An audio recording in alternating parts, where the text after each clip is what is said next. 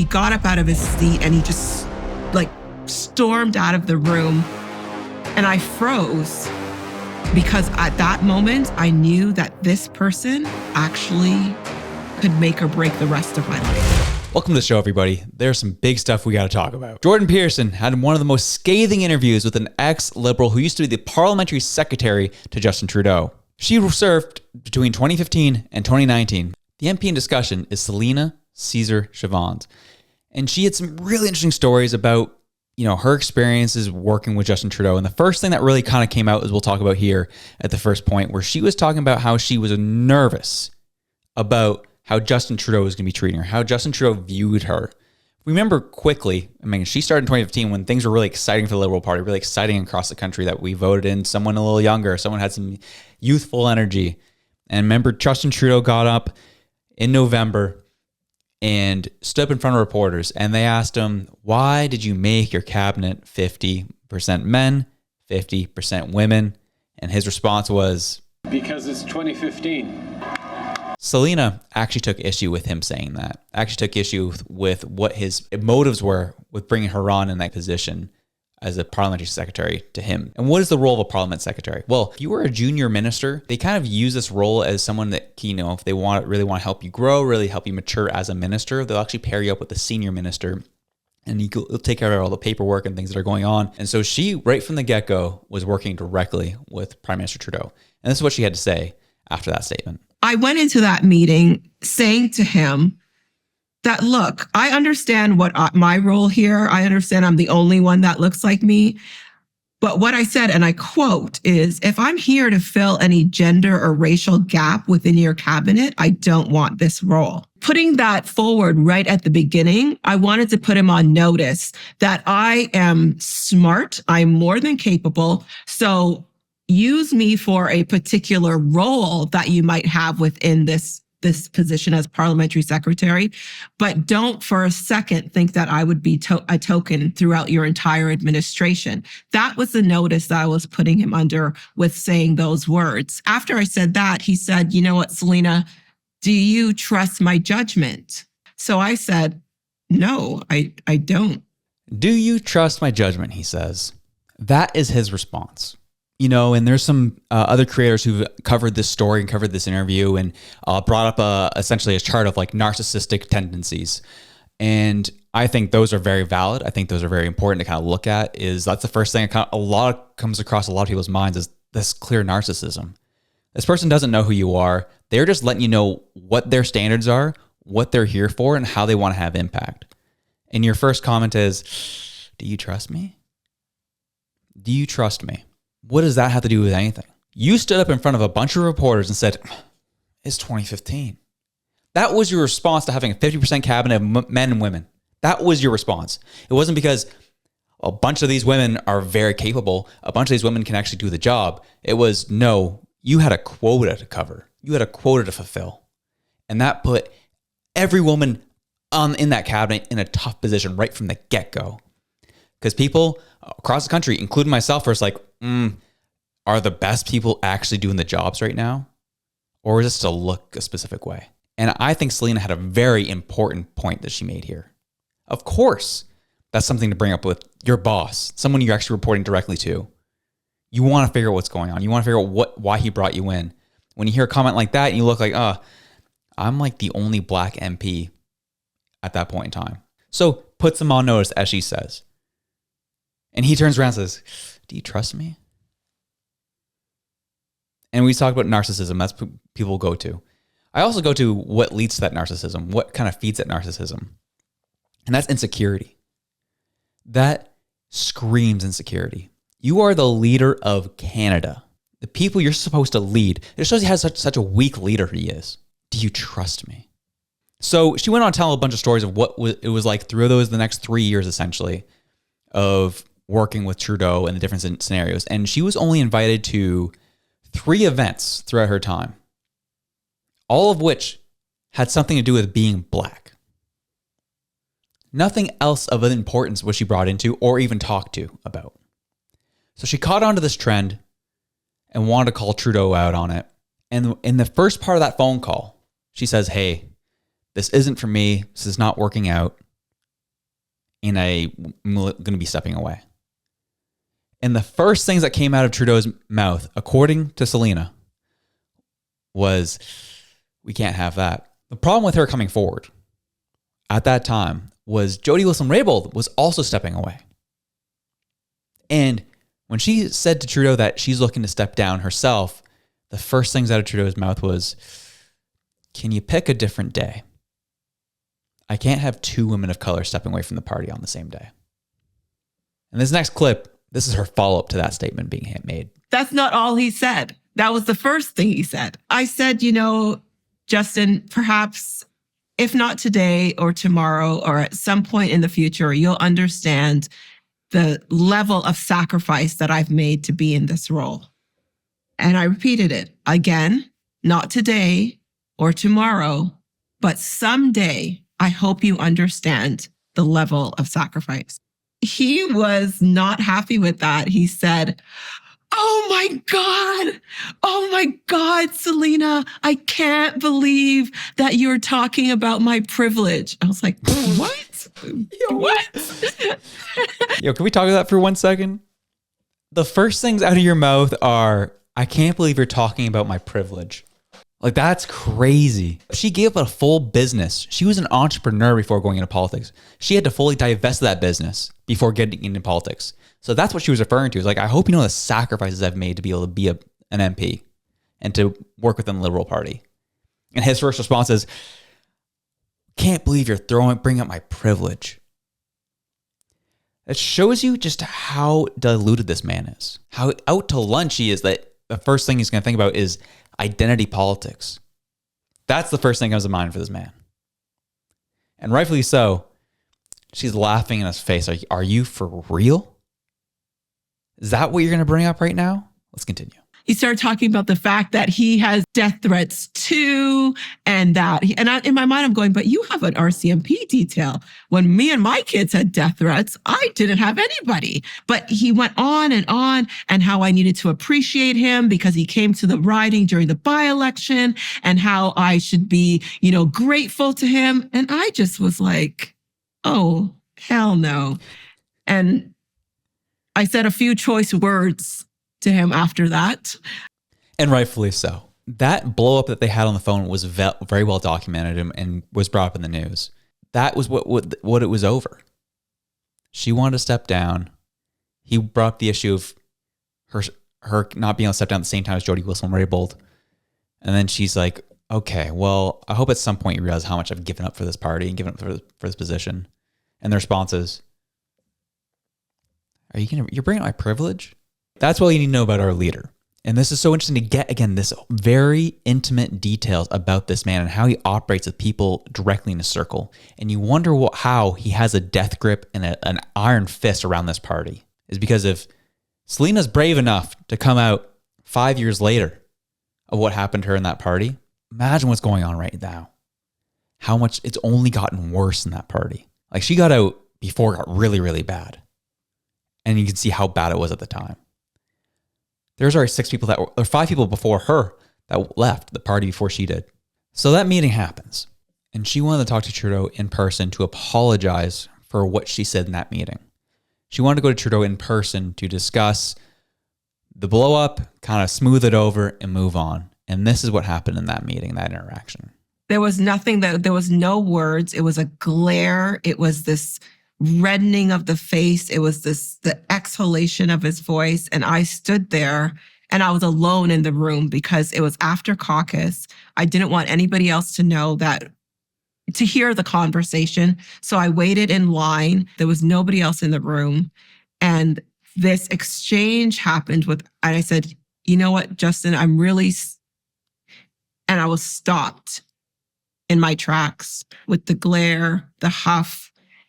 And then he got up out of his seat and he just stormed out of the room. And I froze because at that moment, I knew that this person actually could make or break the rest of my life, right? You have a name like Trudeau and you decide to blacklist Selena from ever working in Canada again. That could happen like that. It's me versus him. And I realized I had no ground to stand on. And so I went back to the chamber I sat there for a little while and just petrified. I didn't know what to do. He came in just before, and this was witnessed by everybody in the House of Commons. He came in. I was sitting down at my seat. He came in, crouched behind me, and said, not even an attempt to say, hey, get a page, get Selena into the back room. I have something to say to her. Not come and stand in front of me, crouched behind me and said, hey, I'm sorry. And I turned around and I'm like, there were no words to express that kind of cowardice. There was no words to express how, I don't know what words to put on that behavior, because I just got up and I left. So you're alone with this man in the room, just you two. You go to apologize for how you spoke to him in that first interaction. And he just kind of blows up and walks out. And the way he apologizes to you is coming up behind you in the middle of the House of Commons in front of everybody. And this is the House of Commons, y'all. You've watched Question Period. He comes walking down the stairs, goes up behind her and says, I'm sorry, from behind. As she said, not face to face, not alone in another time. No, he did it at that point, right before Question Period in the House of Commons. It shows you how immature he is as a leader, right? Shows you, how is this man in charge of our country? You wonder why things have gotten so bad. To do a case study on this man is intriguing. To see what goes on in this man's head and how he operates. If this is what he does in the interpersonal relationships around him, no wonder he can't run a country. There's other people who are sources close to him who says he's not really interested in policy. In policy meetings, he's typically very quiet and doesn't add a whole lot. He loves the fanfare. He loves the identity politics, but that's about it. This man holds no substance. And you wonder why. He pushes people like Selena out, pushes people like Jody Wilson-Raybould out, Jane Philpott, and so many others. Anyone who speaks up to this man gets cast aside. So yes, of course he has a bunch of yes men around him. And talking about standing up for what is right, Selena ends this interview with a bang, talking about how she wanted to stand up for Jody Wilson-Raybould because no one else would. It didn't matter. What mattered was that you are railroading an individual. Like her or hate her, I do not care how you feel about Jody Wilson-Raybould. What happened to her was wrong. And she needed people on her side that would say, you're absolutely right. What I found very interesting was that, we'd had gone through a Me Too movement during that government, those 4 years. And every one of my colleagues, Trudeau, hashtag Me Too, believe her when she says she's believe her with this, believe her when that. I found it was so interesting to believe her when it was convenient and leave Jody when it was not. And I was not about to leave her for anybody. I didn't care what his name was. It wasn't necessarily to me about whether or not I'd work in Canada again. It was whether or not I'd be able to look myself in the eye and look my kids in the eye and say I did the right thing. I don't know if you've read Clayton Christensen's essay, How Will You Measure Your Life? And for your readers, your listeners, read this article. It talks about your ability to stand by your values and principles. He says, stand by your principles, not 100% of the time. If you stand by your values and principle 98% of the time, you'll regret where you end up because you're doing a marginal cost analysis. If I cheat just this one time, if I don't stand up for my friend just this one time, it's fine. No, it's not. You either do it 100% of the time or you don't do it at all. And for me, it was the 100% or not at all. That part of the interview gave me chills. Still does, just watching it. Doing the right thing 98% of the time is not enough. Sticking to your values 100% of the time is what it's worth. And to the people who are watching the show and the different politics or political perspectives you come with, I'll say this. Anyone who's watching the show knows what's going on. Anyone who watches the show is aware of what is happening. And you've had to go through some type of political persecution up to this point, going up against this government and speaking vocally about this government. You may have lost friends. You may have lost family. You may have lost your job. You may have lost your bank account in some cases. Lost your money, lost your funds. And to that, I applaud you. You're standing up for what is right. you're getting a little hint right here of what this man's about, what he will do to destroy and hurt people that go against him. Look at what he's done to the people that have gone head to head with him. And it makes sense of why he called the RCMP to crack some heads in the middle of Ottawa 2 years ago. Almost 3 now. Why he called anyone who's opposed him publicly racist, misogynists, painting you as the worst thing ever. Because that's what he does. He's a little man, and he will do whatever it takes to get people out of the way of what his goal is, whatever that may be. So I applaud those who listen to the show.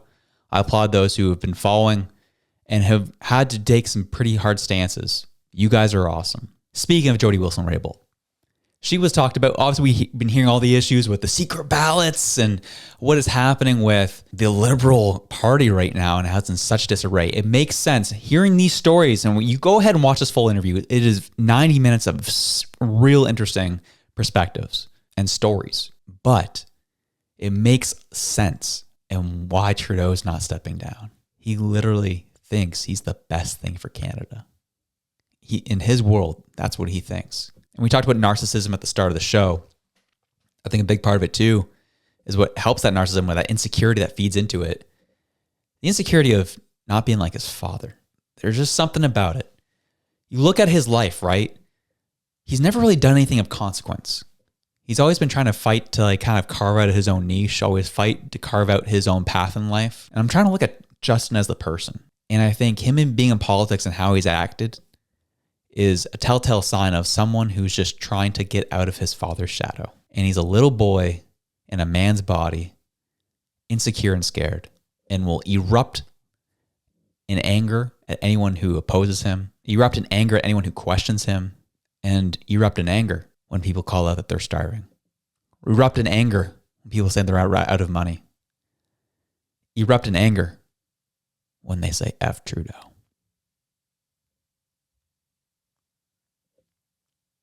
It's 2024. But CBC was interviewing Jody Wilson-Raybould the other day.